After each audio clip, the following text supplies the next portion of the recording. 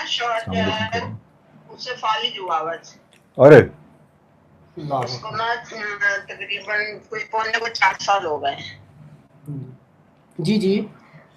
तो मैंने अभी आपका नंबर पढ़ा तो मैंने अभी आपको फोन किया है। अच्छा तो इलाज हो सकता है इलाज? अच्छा, लेफ्ट साइड का फालिज है या राइट साइड का है? सीधे हाथ का। सीधे हाथ का। इनका ब्लड प्रेशर कितना हाई हुआ था जब ये मसला हुआ था? ब्लड प्रेशर तो कभी हाई हुआ ही नहीं, लेकिन उस वक्त 135 था बस। 103, 104, 105, इससे ज्यादा कभी होता ही नहीं। अच्छा, और एज कितनी है इनकी? तकरीबन 70 साल है। 70 साल। अच्छा, ऐसा है कि मैं अभी ना इसका आपको जवाब बता देता हूँ, लेकिन आपने इसकी वीडियो इसी नंबर पे शेयर करनी है, छोटी सी वीडियो बना के, ठीक है? अच्छा। तो इंशाल्लाह फिर आपको ना डिटेल में जवाब मिलेगा। अभी मैं इंशाल्लाह इसका ना जवाब बताता हूँ। फालिज जब भी दाईं साइड पे होता है 95% ना ब्लड शूट करता है।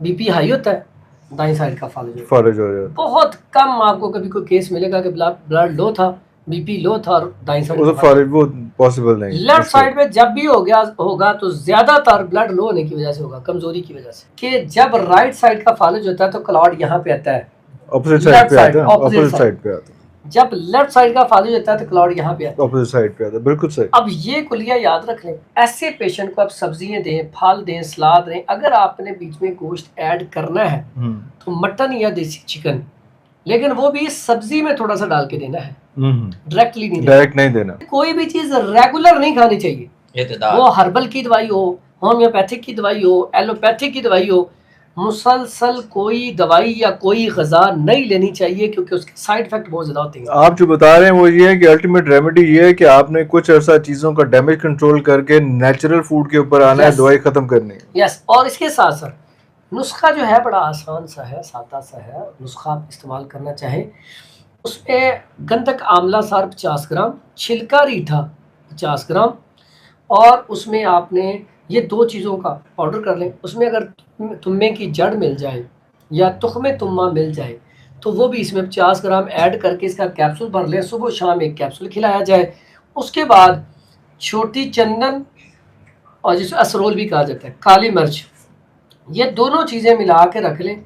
एक कैप्सूल इसका सुबह शाम खिलाया जाए, बीपी भी कंट्रोल रहेगा, साथ आहिस्ता आहिस्ता आहिस्ता सब फालिज भी ठीक होना शुरू हो जाएगा। और ऐसे पेशेंट को, क्योंकि ऐसे पेशेंट जो ना जोशीला होता है, और अब मेरे पास क्योंकि मैंने बड़ा एक्सपेरिमेंट किया, जो फालिज होता है अक्सर जो बहुत ज़्यादा गुस्से में आते हैं ना, बहुत ज़्यादा गुस्सा जिनके अंदर हर टाइम रहता है, शिद्दत में लड़ाई झगड़े, कहीं ना कहीं ऐसे बंदों को बड़ी जल्दी होता है। या बहुत ज़्यादा परेशान या कोई ऐसे नुकसान में आ जाए तो इसमें भी हो जाता है।